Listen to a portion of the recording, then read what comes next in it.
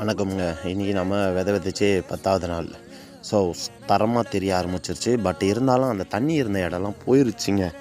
So அது நம்ம கிட்ட போய் தான் பார்க்கணும். அதை நம்ம நெக்ஸ்ட் வீடியோவில் பார்க்கலாம். ஏன்னா இப்போ இதை மெரிக்கிறதுன்றது அவ்வளோ ஒரு நல்ல விஷயமா இருக்காது.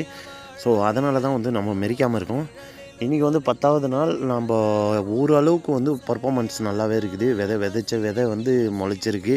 நான் தான் சொன்னேன்ல, ஆல்ரெடி சொல்லியிருக்கேன். 80 to 90% 90% பார்த்திங்கன்னா முளைப்புத்திறன் நல்லாவே இருக்கும். பட் இருந்தாலும் பார்த்திங்கன்னா நம்ம பண்ணுற தவறுகளால் மட்டும்தான் அது முளைப்புத்திறன்ன்றது கம்மியாக வரும்.